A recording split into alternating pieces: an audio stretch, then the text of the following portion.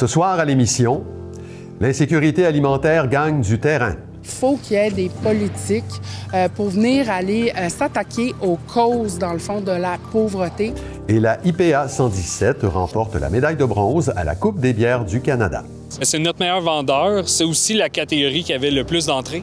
En entrevue, la députée de Thérèse de Blainville, Louise Chabot, commente sa décision de ne pas solliciter un nouveau mandat. Le temps est venu pour moi simplement de m'arrêter. Je m'entretiens également avec Annie Brocard à propos des moyens de pression qui seront mis de l'avant dans les services de garde en milieu familial. Ce qu'on veut, c'est montrer au ministère qu'on va avoir une entente négociée rapidement. Enfin, Michel Goyer met à la table en vue des élections chez nos voisins du Sud. Si Trump perd puis Kamala remporte, Kamala Harris remporte, attendez-vous à un chaos. Bienvenue à Accès local.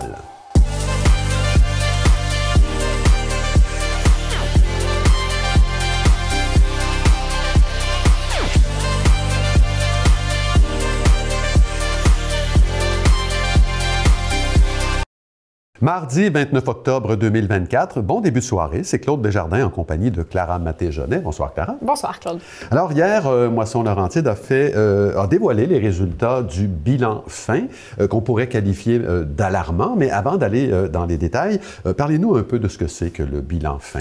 Alors, le bilan fin, c'est le rapport annuel du Réseau des banques alimentaires du Québec qui se veut en quelque sorte un état des lieux de la situation alimentaire dans la province. C'est présenté en collaboration avec toutes les moissons et tous les organismes partenaires du réseau en se basant sur les données d'un mois type. Donc, dans ce cas-ci, c'est le mois de mars 2024. Comme vous le disiez, la situation est critique cette année. On enregistre encore une fois une hausse de la demande d'aide alimentaire dans toute la province. On peut écouter à ce sujet Annie Bélanger, qui est directrice générale de Moisson-Laurentide. Ce qui est inquiétant, c'est que, dans le fond, c'est la 5e hausse successive depuis 2019. Donc, ça ne cesse d'augmenter.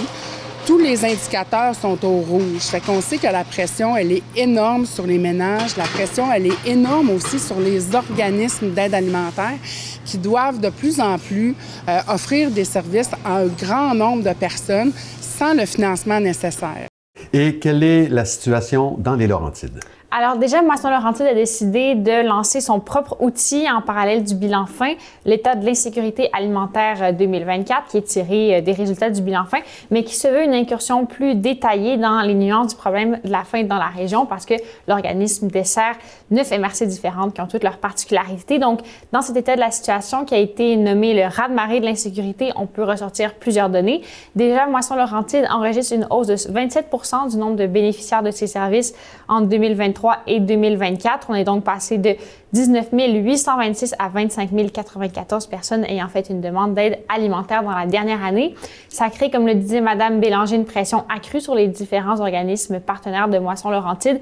Plus de 70 % d'entre eux ont dit avoir manqué de denrées dans les 12 derniers mois. Donc, ça crée un phénomène qui fait que si la demande augmente, les dons en denrées diminuent, c'est ça? Tout à fait. C'est l'année type de 2019, année pré-pandémique, qui est utilisée dans cette analyse où on enregistrait 4,3 millions de kilogrammes en dons alimentaires, un seuil tolérable, bien que déjà pas idéal. En 2024, c'est une baisse de 13 % qui a été enregistrée par rapport à 2019. Donc, on compte 3,6 millions de kilos de nourriture. C'est un taux qui est plutôt égal à l'année dernière, par contre. Et on observe aussi en même temps que la demande se fait ressentir dans le service des plats cuisinés. Oui, Claude, donc la clientèle, c'est souvent de ces plats cuisinés-là sont souvent des personnes plus vulnérables en situation d'itinérance, par exemple, ou des personnes à mobilité réduite. Chez Moisson-Laurentide, 54 % plus de personnes ont fait appel à ce service depuis l'année passée. On parle souvent, Clara, du fait que le visage de la faim change. C'est un phénomène dont pouvaient témoigner les organismes, mais maintenant, on a des chiffres. Exactement. Traditionnellement, la clientèle type des banques alimentaires était composée majoritairement des ménages monoparentaux et des personnes aînées. Maintenant, le profil du bénéficiaire type se diversifie. La demande d'aide alimentaire a augmenté de 108 % auprès des nouveaux arrivants et de 95 % chez les étudiants. On compte aussi une augmentation de 48 % de la clientèle salariée, donc qui est considérée comme ayant un revenu stable, mais aussi chez tous les autres types de clientèle, donc que ce soit les personnes racisées, les couples et les ménages biparentaux. Est-ce qu'on peut dire que tout va mal? Bien, en tout cas, ça ne va pas bien. Annie Bélanger a quand même pris le temps de féliciter son équipe et ses partenaires pour leurs efforts constants dans leur lutte contre la faim.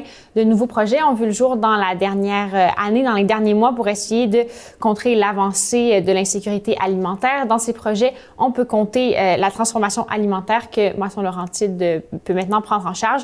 Cet été, une initiative de glanage a aussi été mise en place. Je vous propose d'aller visionner notre reportage à ce sujet sur notre site Internet à l'émission L'Hebdo. Et il y a cet événement festif aussi, le Grand Bedon, qui aura lieu l'été prochain et qui vise à sensibiliser la population aux enjeux entourant l'insécurité alimentaire.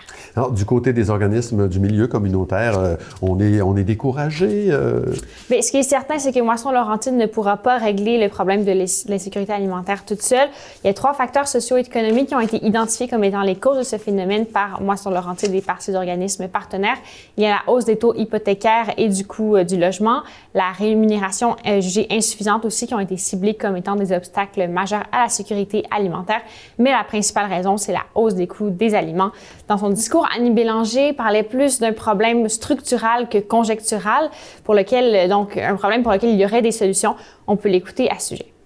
Tout le réseau d'aide alimentaire ne pourra pas, pendant plusieurs années, subir année après année des augmentations de la demande, d'autant plus que l'approvisionnement, lui, n'augmente pas. C'est certain qu'il faut qu'il y ait des politiques pour venir aller s'attaquer aux causes, dans le fond, de la pauvreté et aux causes de l'insécurité alimentaire.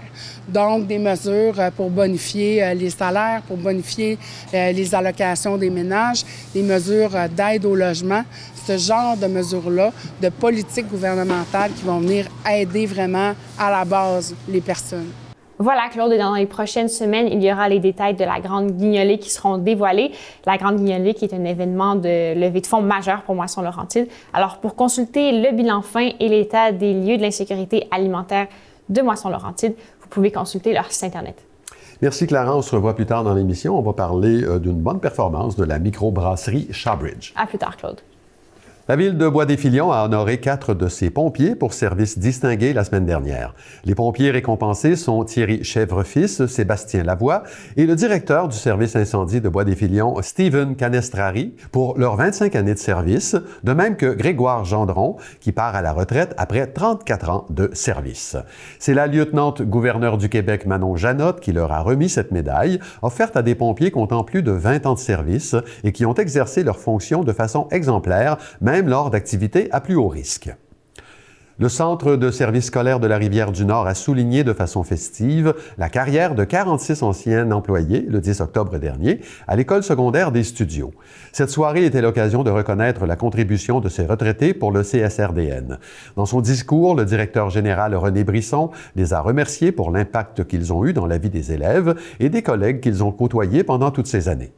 Les élèves de l'École secondaire des Studios ont participé à la décoration de la salle, à la préparation des repas et au service aux tables, dans une ambiance musicale offerte par des élèves de l'École Émilien Frenette. Au moment où la possibilité d'une élection fédérale se pointe à l'horizon, la députée bloquiste de Thérèse de Blainville, Louise Chabot, vient d'annoncer qu'elle ne sollicitera pas un nouveau mandat à ce poste. On en parle avec la principale intéressée. Madame Chabot, bonsoir. Bonsoir. Alors, 40 ans de militantisme souverainiste, de syndicalisme, d'engagement politique. Vous n'avez pas chômé, Madame Chabot. Normalement, vous n'auriez pas eu à vous expliquer, mais puisque vous êtes une personnalité publique, on est obligé de vous poser la question, pourquoi pas un 3e mandat? Je vous dirais que mon cœur me disait oui parce que ces 2 mandats au sein de Thérèse de Blainville comme députée, ce n'est que du bonheur.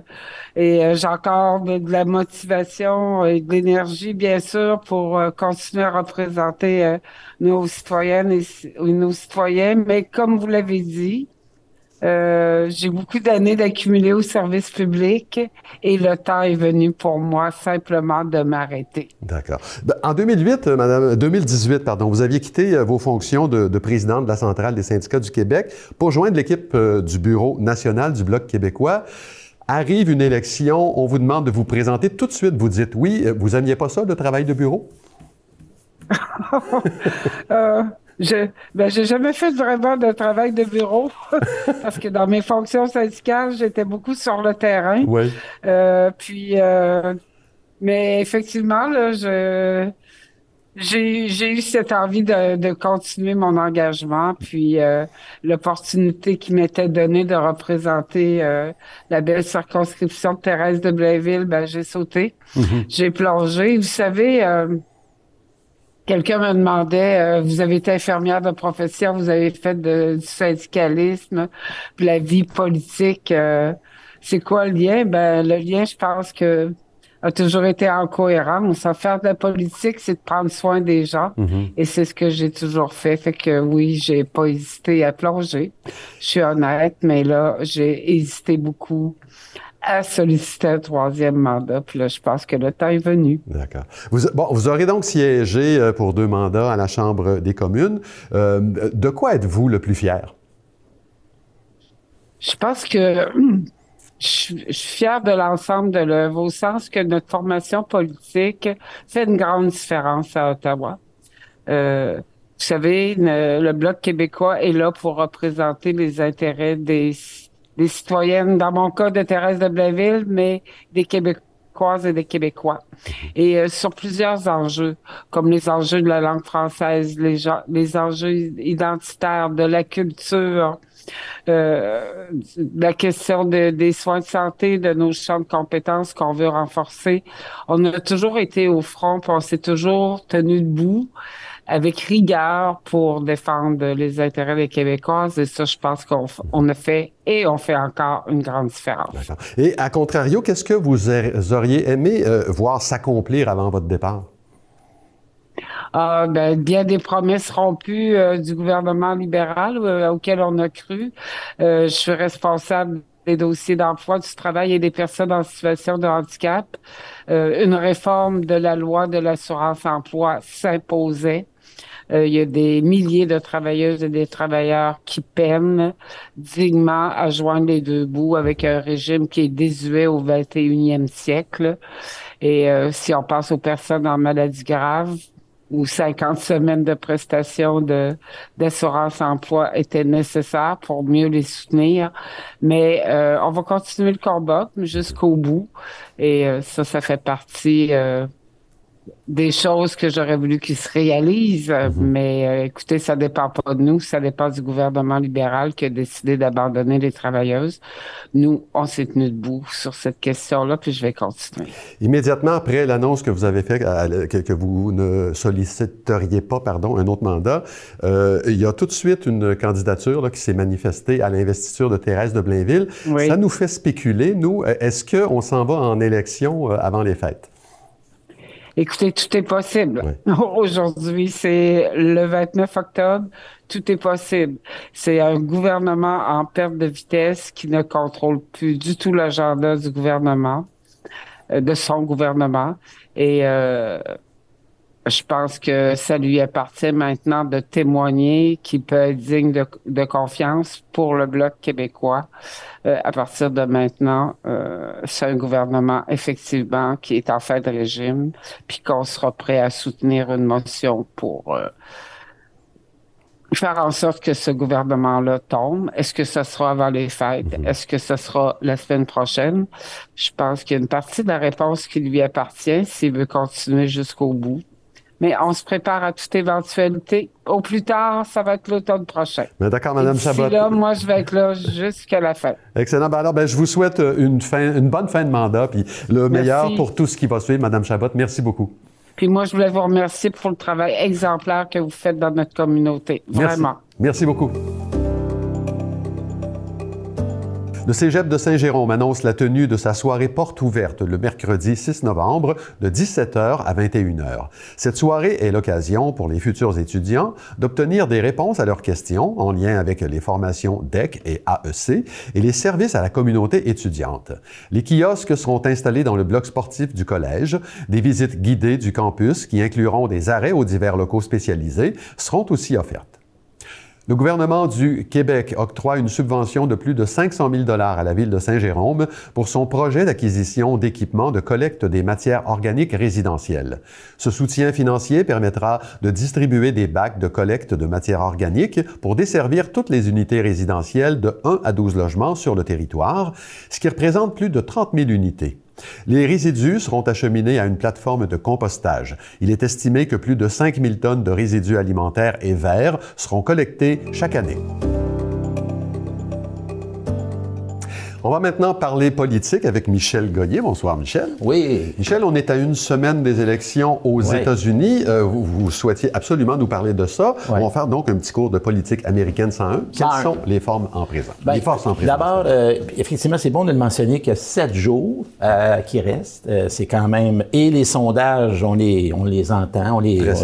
C'est très, très serré. Il faut le dire dès le départ. Donc, évidemment, dans le camp républicain, c'est Donald Trump, et dans le camp démocrate, c'est Kamala Harris.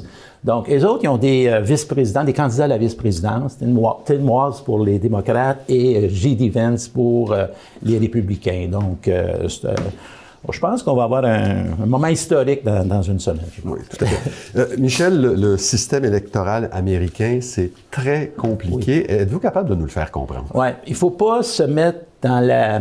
Comment on appelle ça? Au Canada ou au Québec, c'est pas du tout le même système électoral. C'est un système... ce que je disais tantôt, c'est un suffrage indirect. C'est pas... les gens votent pour qui... Trump ou Mme Harris, M. Trump et Mme Harris, mais à un moment donné, lorsque l'État remporte, là, c'est des nombres de représentants. C'est un collège électoral. Ouais. Et ce qui est important, c'est qu'il y a 538 grands électeurs qui peuvent déterminer quel parti va remporter ou quel président va remporter ou quelle vice-présidence va remporter. Donc, dans ça, il y en a 435 représentants, je n'irai pas trop dans ce détail-là, et 100 sénateurs. Donc, ce qui fait... et 3 qui sont nommés dans la capitale qui est Washington, ce qui fait exactement le chiffre de 538. Alors, le vote populaire, il est important, bien sûr, mais c'est pas ça qui va faire remporter un président. Et comme c'est extrêmement serré, il y a 7 États à suivre à la journée des élections, on va dire le jour J. Et je vais les mentionner, les États. J'espère ne pas aller trop vite là-dessus, mais il y a dans le nord, le Pennsylvanie, Michigan et Wisconsin, qu'on appelle le Belt, le Rust Belt, excuse-moi, le Rust Belt. C'est là que probablement va se jouer l'élection. Il y a aussi 4 autres États qui sont plus dans le sud, l'Arizona, Georgie, Caroline du Nord et Nevada. Ce matin, dans la presse, on parlait du Nevada, mais c'est seulement 6 grands électeurs. Mais les États du Rust Belt, si, par exemple, Kamala Harris réussit à remporter les 3 États, on en parlera tantôt, elle a des bonnes chances de remporter l'élection. Là, actuellement, on en est là. Il y a aussi une possibilité d'égalité. N'oubliez pas, si vous divisez 538, ça donne 269. Et qu'est-ce qui arrive à ce moment-là? Et si c'est égal, et là, c'est tout un stratagème, c'est que là, ils vont être obligés de considérer les États qui ont été remportés. Puis là, je vous fais grâce de toute la mécanique, mais on sait que Trump va avoir plus d'États. Il va remporter plus d'États. Donner un exemple, Kamala Harris va remporter la Californie avec plusieurs, je n'ai pas le chiffre exact, mais mettons une 50aine de grands électeurs, peut-être un peu moins, là, mais New York, c'est la même chose. Mais dans les petits États, ils les gagnent toutes, ou à peu près, sauf les 7 qu'on ne sait pas trop où ça va aller. Bon, il y a des petites tendances, là, comme la Caroline du Nord, il semble être en avance, il semble être en avance aussi en Arizona, mais ça... Il faut faire attention, on est dans la marge d'erreur. Ça je ne voulais pas oublier de vous le dire. Quand on est dans la marge d'erreur, c'est qu'on joue dans le 1%. Et là, tout peut se jouer là, le jour J, ça se joue même par vote par anticipation. Puis il y a un autre phénomène, c'est qu'il y a le vote postal. Les gens votent. Donc, il est possible que dans des États, que c'est très serré, qu'on ne soit pas capable de dire qui va gagner, parce qu'il faut qu'ils calculent, puis ça peut prendre de 3, 4, 5 jours pour faire le calcul. Donc, on risque d'avoir une soirée très longue et je pense que la semaine va être longue. Qui va gagner, selon vous, Michel? Bien, moi, je pense que... écoute, c'est sûr qu'au Québec, on est plus avec Kamala Harris, mais moi, je pense qu'elle va gagner. Elle va gagner pour 2, 3 raisons. La première, moi, je pense que les électeurs mâles, notamment, qui sont une tendance Trump quand ils parlent à la télévision, il y a uns autres, comment dirais-je... Peut-être dans l'isoloir, vont dire « moi, je ne suis pas Trump en tout. Je vais voter pour Kamala. je veux pas un chaos après. Ouais. Alors moi, je pense que ça va être ça. L'État a surveillé dans mon livre à moi, c'est la Pennsylvanie parce qu'elle a 19 grands électeurs. Ouais. Donc ça, c'est excessivement important de savoir ça. Et comme je disais tantôt, le vote national compte pas tant que ça, même si Mme Harris mène par 4 points le sondage d'hier, le sondage de lundi. C'est quand même bon pour elle, mais ça ne donne pas une victoire dans la Pennsylvanie notamment. Donc, on s'attend à une soirée assez intense. Ça va être intéressant. C'est le 5 novembre. Je tiens à mentionner, Michel, que oui. votre prochaine chronique, ce sera le 26 novembre. Oui. Donc, à ce moment-là, on saura qui est le président ou la présidente des oui. États-Unis. Oui. Et on saura aussi si le gouvernement Trudeau est toujours en place. Tout à fait. Moi, je pense qu'il va être encore là. Et juste une petite dernière par rapport à l'élection américaine. Si Trump perd puis Kamala Harris remporte, attendez-vous à un chaos. Il va y avoir du grabuge. Parce qu'il y a une des deux parties qui ne croit pas à la démocratie. Et ça, c'est dangereux. C'est très dangereux. Mais je ne sais pas si les Américains comprennent dans le sens... le poste, le pas après qu'on fait. Là, En tout cas, à suivre. Merci. Michel Goyer, merci beaucoup. Merci encore. À compter du lundi 11 novembre, les responsables de services de garde en milieu familial entreprendront des actions progressives qui pourraient mener ultimement à une grève. J'en discute avec Annie Brocard, qui est présidente de l'Alliance des intervenantes en milieu familial des Laurentides. Madame Brocard, bonsoir. Bonsoir. Les intervenantes sont sans contrat de travail depuis le 31 mars 2023. On n'arrive pas à s'entendre notamment sur la question des salaires. Quelles sont vos demandes exactement? En fait, ce qu'on veut, c'est une meilleure rémunération de la subvention. Faut comprendre que la subvention des responsables en service de garde, en service éducatif en milieu familial, comporte, le revenu, le salaire, elle doit pallier aux dépenses de l'épicerie, les jeux, les jouets, le matériel et toute autre dépense connexe. Donc, c'est pas juste une subvention qu'elles reçoivent. Et là, avec l'augmentation du coût de la vie, on y arrive pas. Il faut user d'imagination pour arriver à faire une épicerie, pour offrir des repas variés aux enfants. Et ça, c'est très difficile présentement avec les coûts de l'augmentation qu'on connaît. Vous allez poser des actions dites progressives. Alors, quel genre d'action d'abord et pourquoi adopter cette stratégie-là? En fait, on va réduire les heures de service éducatif le matin. On va ouvrir une demi-heure plus tard la première semaine, 1 heure la deuxième, 1h30 la troisième et la quatrième 2 heures. On a opté pour cette façon de faire-là afin de réduire, dans le fond, les impacts sur les parents, sur les familles. On veut pas non plus impacter tout le monde, puis ce qu'on veut, c'est montrer au ministère qu'on va avoir une entente négociée rapidement, mais à la hauteur des attentes des responsables éducatifs. Donc, c'est pour ça qu'on le fait. D'accord. Dans les Laurentides, ça veut dire que ça va toucher 800 services, c'est bien ça? Ça me semble beaucoup. 800 services de garde. Ça veut dire combien de familles, combien d'enfants? C'est en moyenne 6 enfants par famille. Donc, faites le calcul, ça fait beaucoup de familles. Oui, ça fait beaucoup de monde. Vous signalez par ailleurs que le milieu des services de garde doit composer avec une pénurie de main-d'œuvre. Oui. Ça, jumelé au fait que le gouvernement souhaite créer de nouvelles places, est-ce que ça vous donne un pouvoir accru de négociation? On espère, mais en même temps, tu sais, présentement, juste ici dans le secteur de Sainte-Thérèse, les responsables en service éducatif ont de la difficulté à combler leurs places présentement. Mais on va dans d'autres secteurs où il y a des places comme Saint-Jérôme, on parle de Sainte-Agathe, Tremblant. Eux, c'est le contraire, les enfants n'ont pas de place, donc les parents sont à la recherche de place.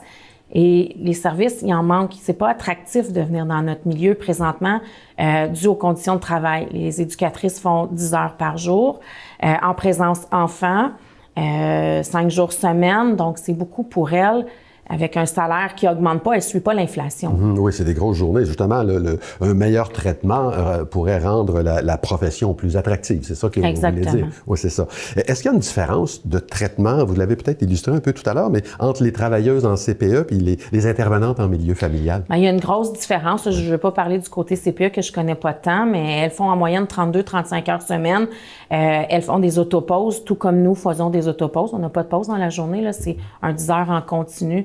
Il y a des différences à faire, mais n'en reste pas moins que nos éducatrices font 10 heures par jour, 5 jours par semaine en présence enfant. Ce sont des travailleuses autonomes, hein? Ça, oui. c'est ce qu'on ne mentionne pas souvent. Qu'est-ce que ça implique? Bien, la travailleuse autonome, elle est responsable de ses heures d'ouverture, de ses choix de repas, son programme éducatif, l'application de sa plateforme pédagogique, le choix des parents, des enfants. On est vraiment là dans un contexte où elle doit l'épicerie, les achats, que ce soit le côté financier, les impôts, elle fait tout elle-même. Sur le plan de la formation, des qualifications, est-ce que les exigences sont les mêmes qu'on soit... Ils ne sont pas les mêmes. Non, ils ne sont pas les mêmes. En CPE, c'est 2 éducatrices sur 3 formées, si je ne me trompe pas. Alors que nous, elles ont une formation de base de 45 heures à faire avant d'obtenir leur reconnaissance. Mais il faut noter qu'environ 50% des éducatrices dans les Laurentides sont formées au niveau collégial ou en attestation là, au niveau des études professionnelles. Donc, nos éducatrices sont formées quand même. Oui. En terminant, est-ce que vous avez bon espoir que vos moyens de pression vont porter fruit? Je l'espère. On ne veut pas finir avec des moyens de pression plus lourds. On ne veut pas accabler les familles. Puis également, bien, on veut garder les sous dans nos poches pour le donner, offrir le service aux enfants. Je m'excuse. Bon, alors tout ça, ça commence le 11 novembre, des moyens progressifs. Annie Brocard, présidente de l'Association des intervenantes en milieu familial des Laurentides, merci beaucoup d'avoir été avec nous. Merci, bonne soirée. On est de retour avec Clara Matéjonet. Il y a une dizaine de jours, c'était la Coupe des bières du Canada. Il y a une bière de la région qui s'est bien classée. Oui, Claude, c'est la IPA 117 de la microbrasserie Shawbridge qui a remporté la médaille de bronze dans la catégorie des meilleures IPA nord-américaines. Alors, on a décidé d'aller découvrir un peu les coulisses de la fabrication, de l'élaboration de cette bière sur place à Prévost. Et je vous présente ça dans notre reportage de ce soir. On regarde ça? Bien, on est une microbrasserie qu'on a ouverte, ça fait 6 ans depuis le mois de juin. Fait que ça a fait 6 ans au mois de juin, je veux dire. On fait de la charcuterie, de la pizza, de la bière. On a 2 restaurants, le Saint-Sauveur à Saint-Sauveur, mais aussi directement à la microbrasserie, on a un restaurant. Barreton a gagné bronze pour la catégorie American IPA au Beer Cup Canada Awards. C'est un gala en tant que tel qui est organisé par toutes les microbrasseries du Canada.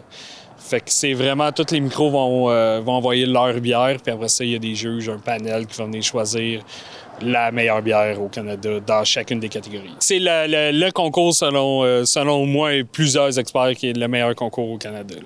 C'est vraiment pas...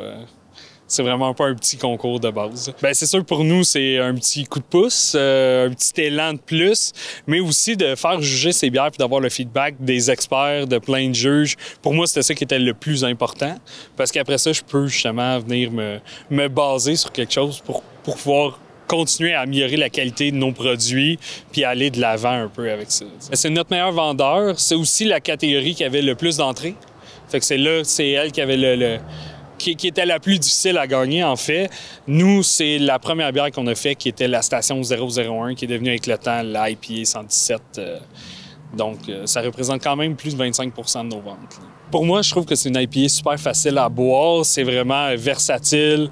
On a un goût de pamplemousse, une belle amertume. C'est pour ça aussi que les gens, je crois qu'ils l'aiment. C'est que c'est une bière qui se démarque, mais autant par sa simplicité que par sa complexité en bouche. Puis c'est vraiment un produit qu'on a travaillé avec le temps. T'sais, la première version c'est plus du tout la même bière que quand on l'a faite la première fois. Puis c'est ça peut-être qui nous distingue en tant que microbrasserie, c'est que nous, on essaie, je dis pas que les autres le font pas, là. Mais on essaie quand même de toujours améliorer nos produits. On va pas s'arrêter à une première version que les gens vont aimer. On va tout le temps essayer d'aller plus loin, ce qui nous démarque quand même dans le milieu. C'est sûr qu'on a gagné le bronze. Mon but, c'est l'or. On n'est jamais satisfait. En tout cas, moi, je suis jamais satisfait d'aucun produit nécessairement que je fais tout le temps. Le but, c'est tout le temps d'aller plus loin. J'ai tout le temps le syndrome de l'imposteur. Fait que même si le produit, les gens l'aiment, moi, je veux encore aller plus loin. Je veux tout le temps que ça soit encore mieux, un mouthfeel différent et tout. À chaque fois qu'on crée une nouvelle bière, le but, c'est de sortir un produit de qualité, mais de l'emmener à un autre niveau vers un produit d'exception. C'est une bière qu'on fait à toutes les 3 semaines. On fait 6000 litres aux 3 semaines. Puis c'est vendu à travers le Québec dans tous les bons détaillants. Arrêtons, on commence par le brassage, qui est une journée d'environ 8 heures. Une bière, c'est faite à base de 4 ingrédients, de l'eau, du houblon, de la levure et du malt. Fait qu'on prend le sucre du malt. Après ça, on va venir faire bouillir ce mou-là. On va mettre un houblon pour la conservation, le goût, l'amertume, dans le cas de la 117. Par la suite, on va le mettre en fermenteur pour une fermentation d'environ 14 jours. Mettre les houblons pour le côté aromatique. Carbonatation et on l'envoie au canage pour une journée de canage ou de kegage parmi nos restaurants. Merci beaucoup, Clara. On se revoit demain. À demain, Claude. Ben voilà, c'est tout pour aujourd'hui. Merci beaucoup d'avoir été là. L'émission Montre-moi tes Laurentides suit à l'instant.